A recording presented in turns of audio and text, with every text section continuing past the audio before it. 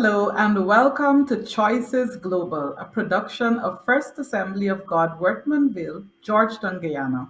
On this program, we curate and cultivate conversations pertinent to nation building. Today, our topic will examine special education needs development in the Guyana education sector, contrasted with the US and European approaches. We have a diverse panel of leaders today who are all Guyanese, while some of us reside in the diaspora.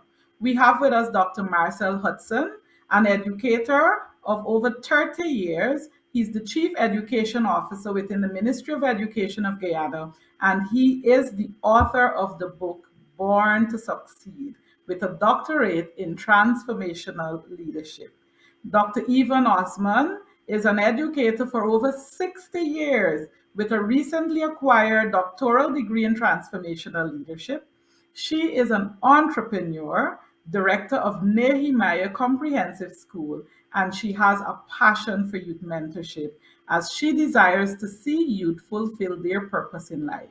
Dr. Wilbert Lee is a regular on our program, a retired colonel of the Guyana Defense Force with a range of expertise, including security, project management, and transformational leadership. Anjali Simone Paruag is an educator with over 20 years' experience working in both Guyana and the US. She has a Master's of Science degree in education from St. John's University with specialization in special education and concentration in mathematics. They all reside in Guyana, and we also have Kurt Corbin, a security project management and administration professional residing in Geneva, Switzerland, and yours truly, Siobhan Corbin, your moderator for today. Panelists, welcome to the program. Today, we hope to examine, as I indicated, transformation needed in addressing special education needs development in the education sector of Guyana. Today, I hope that we will explore definitions, the diagnosis, and more importantly, transformation needed at the family, community, and national level so that every person can live a life with dignity. The first question goes to you, Dr. Hudson. Please define for us special education needs and how would you ground this in the education sector? Well, first of all, thanks, Siobhan. First of all, I would like to say that it's a very important topic, special education need, or some people say SEN, special education need development. It's a very important topic. It is so important that the United Nations has given credence to it by signing on what should happen around the world in terms of the Sustainable Development Goal 4. And Sustainable Development Goal 4 speaks to the whole issue of access. So, regardless of wherever you are, you should be able to have access to education. The other thing has to do with equity, meaning that resources are equally distributed to the persons so that they could fulfill their God given potential. So we have access, we have equity, we have quality, and then we have inclusivity, which is very pivotal to special education, meaning that no one should be locked out because of some kind of condition that they have. And the last one is lifelong learning. So SDG Goal 4 actually give credence to the whole notion of the special education, why it is important, and what have you. And so sometimes when we speak about special education need, people think of someone who just maybe have some hearing impairment or visual impairment, but special education need includes a wide range of issues or a broad spectrum of issues covering that area. And these issues may include behavioral and emotional and social difficulties. So, if persons are exhibiting behavioral issues, if they're exhibiting emotional problems and social problems, or if they have these difficulties in these three areas, they are candidates for SEN. And then there's the whole issue of speech. There's some persons who They may stammer, they may stutter, or their words may not be coherent. That too is part of the spectrum. So language and communication, not being able to communicate properly, hearing impairment, visual impairment, then you have multisensory impairment, and of course and physical disability and autism. Then you have dyslexia, dysgraphia. So there's a whole range of things. And then you also have those children who are gifted, those children who are bright. So if you were to define special education need, you will see they all inclusive areas that must be covered if we're going to really speak to the issue properly. Thank you, Dr. Hudson, for this explanation and giving us the spectrum that is available. And I really like the point that you made that it's not only persons who have some kind of a language or other different ability, but also gifted children who need a special kind of education within the sector.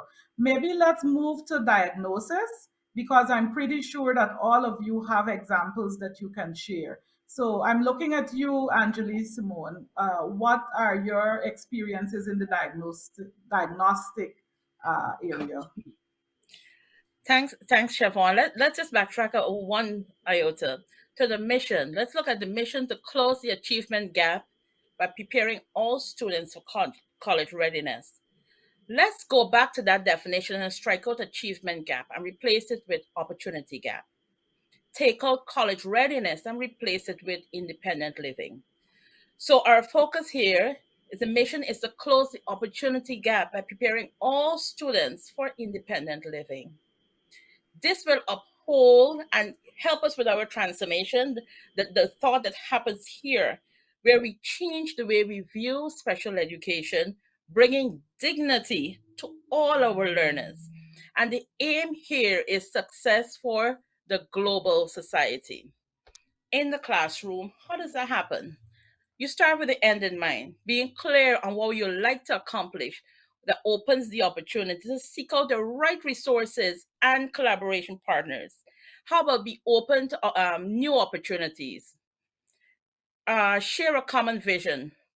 All parties, teachers, students, parents, essentially share the same vision for the project. What are we aiming towards? One example here, one of my students yesterday, she received her high school response. She got the school, the culinary arts. It's a technical school. Ordinarily, we would go for the academic school. But because we had a conversation before, say, what would you like to do? She said she would like to become a chef. We discussed it in detail. This is in her transitional services. And we were able to apply for the right school for her. When she got back her results yesterday, she got into the culinary school.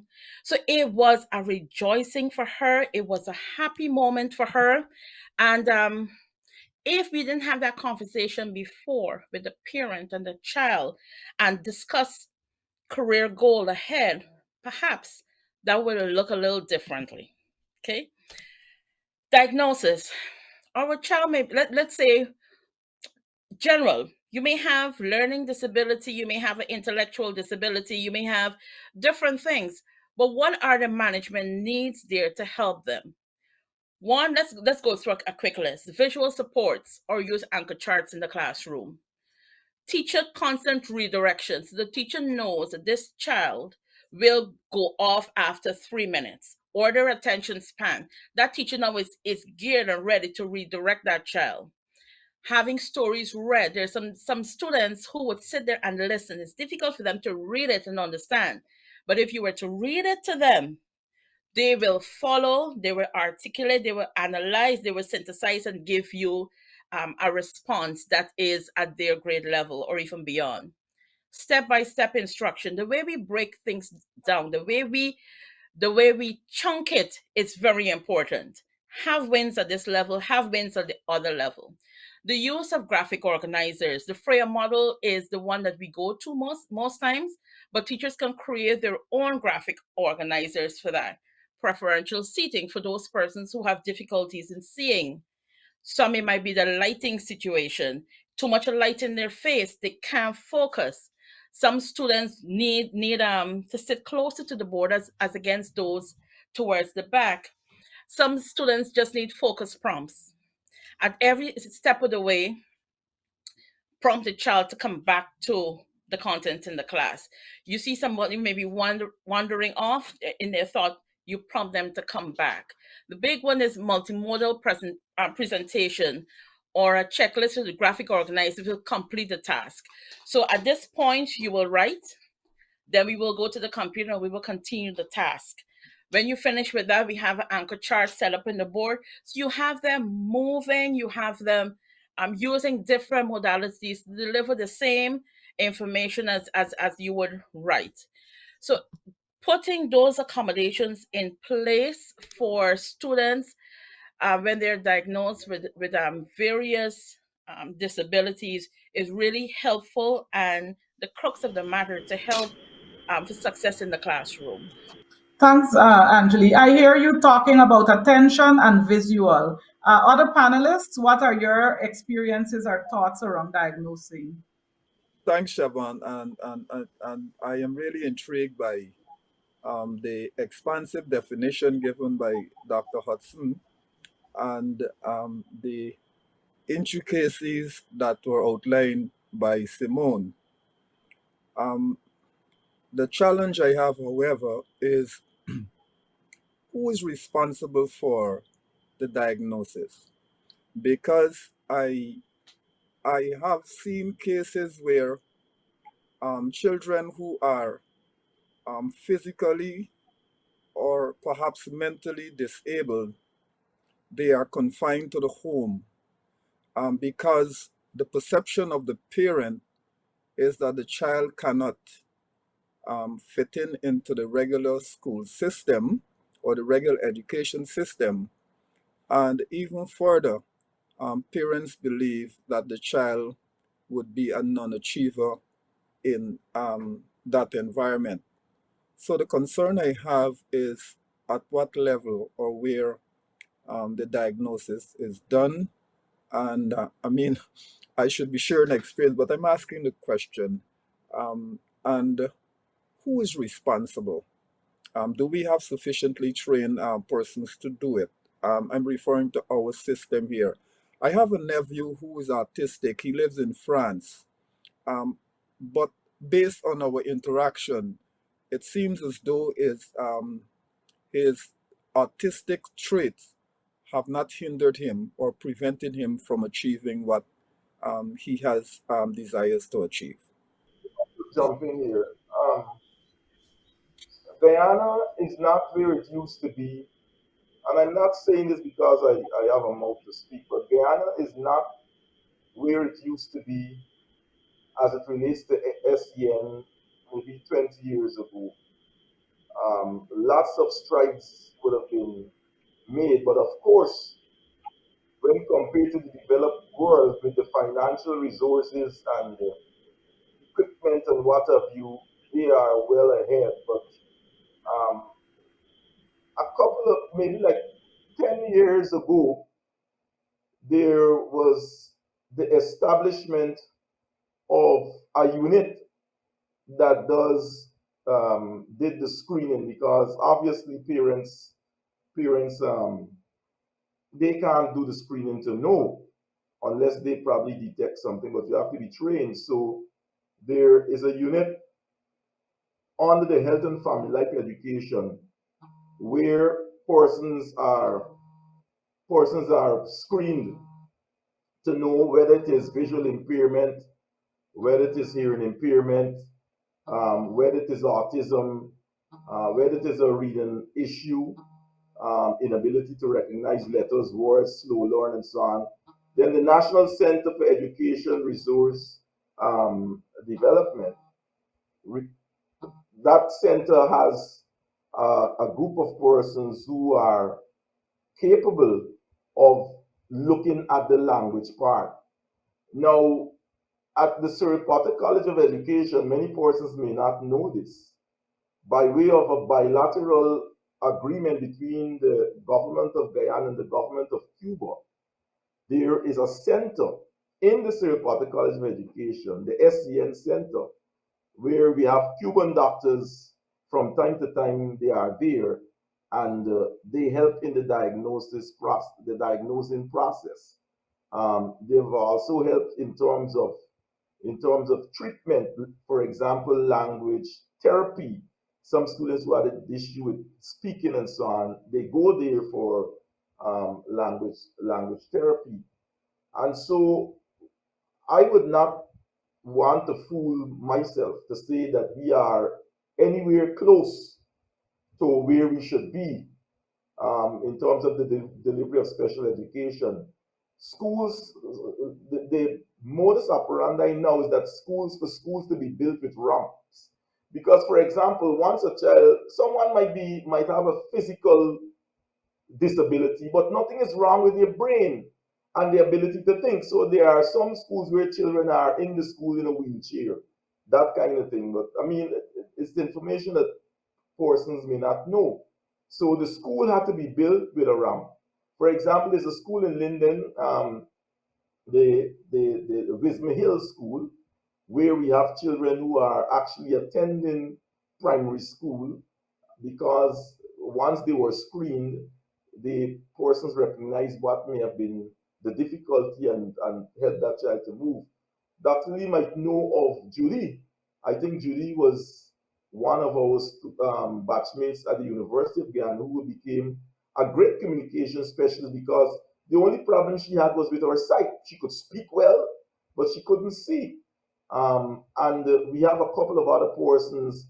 There are children who are writing CXC now doing information technology, and they've gotten subjects, SEN children have gotten mathematics and English and so on, because they were persons who helped them with the braille and helped them to read and answer questions and what have you.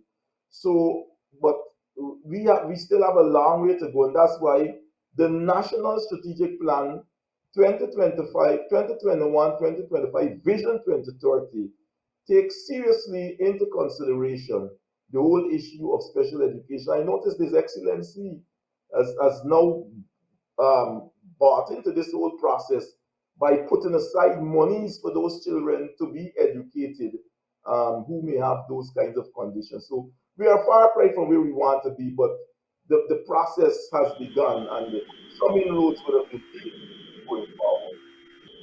I'm listening to all of the experts and I'm loving what I'm hearing. You know, this program is about bringing changes. You know, bringing information and bringing behavioral change to our citizens. You know, and our leaders, national leaders, to bring different perspectives from all around the world. So I'm happy to hear that we're going in that, and His Excellency himself is actually taking an interest and an understanding, you know, that special needs are still our children. They can contribute to society. There's a lot in Europe, but but I even go to that, you know, my thing in Guyana it's our behavior. This program is about assisting in changing behavior also. Special needs children are vividly in education, and that stop in opinion can contribute powerfully to our nation, as Dr. Watson so eloquently said. Nothing is wrong with their brain.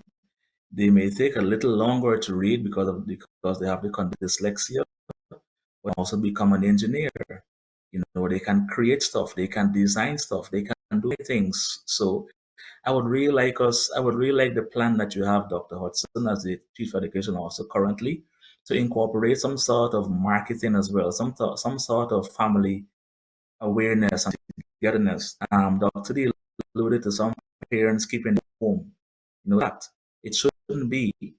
The to the special should be destigmatized also, or they can blend right into the normal school, for want of a better term, because they can contribute. All they need, as the term says, is a special attention. They need maybe a little more. They need 10 minutes more. They need 30 minutes more. So we can keep this. You know, as some persons will say, oh, teachers have so much to do. We will always have too much to do if we do not care enough. So for me, I would like to see a change in our behavior, a change in our attitude, and more incorporating of children with special needs and special education. If in Switzerland, here for a quick example, every year there's a structure that works. Every year there's a dentist and an eye specialist that comes to check all the children. It doesn't have to, they don't have to display any symptom of lack of learning in any way. Every year they come in the first term and they check every student and they send home if everything is okay with their cavities, all the ticks are checked in the box. Something is wrong with your eyes, they indicate that and they send you, if you have a specialist, they advise you to go. If you don't, there's a whole list of all the specialists of whichever, whether it's your dentist or your eyes, the ophthalmologist, and a paper is given as well that has to be given to the dentist or the ophthalmologist that they sign and send back to the authority. So it has nothing to do with you. So there's a system, and advocating for a formal system that the doctors themselves come, and visit and not wait until the teacher identifies an issue. So we're talking about being proactive in special needs. This is what I would like to see more of, Madam Moderator. Well, as I allow Dr. Hudson, Dr. Osman to come in, I wanted to respond myself as well to Dr. Lee's point around who diagnoses. And I believe that this is where we need to have the opportunity.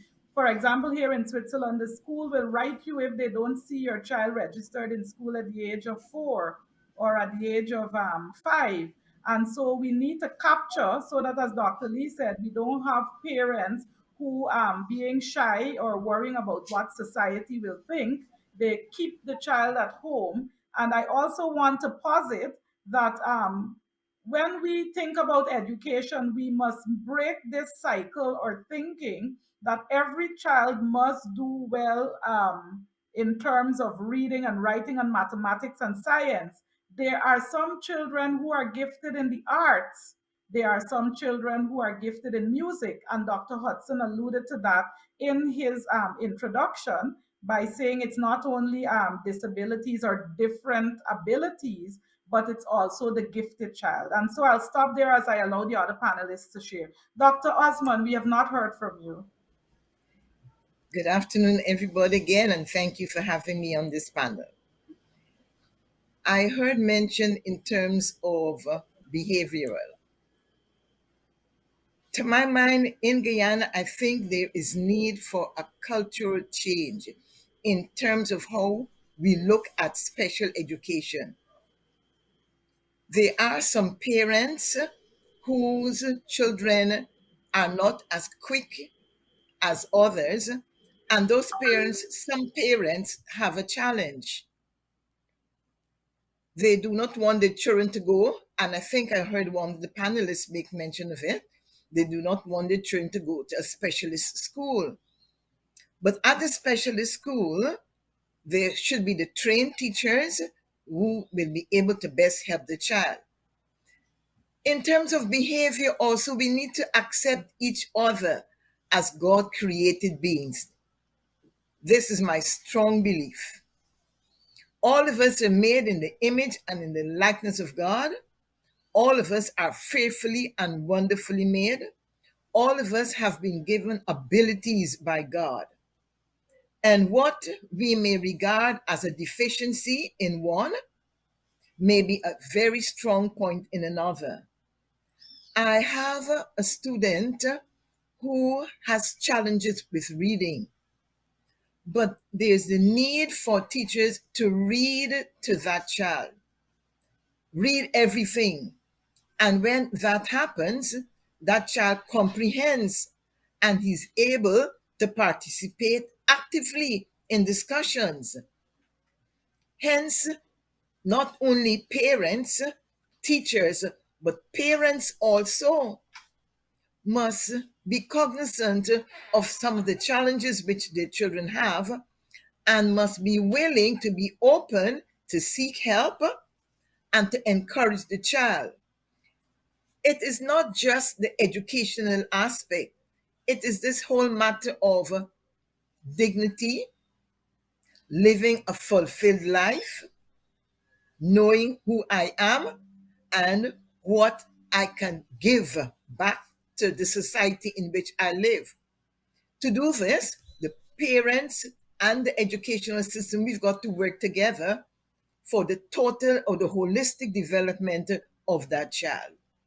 And parents or PTAs probably need to be reminded that every child is important and every child is gifted, and that together we must work to help to develop the abilities that that child has.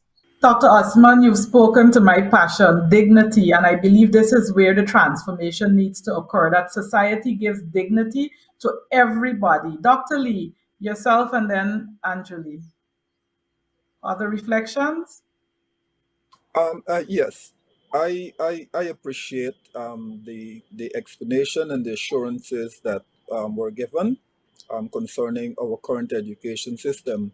I just want to stretch it a bit further to be assured. Well, it's beyond the education system now, but in the wider society, given dignity and all of that, that our special needs children can be assured a place in the employment after they would have completed their education.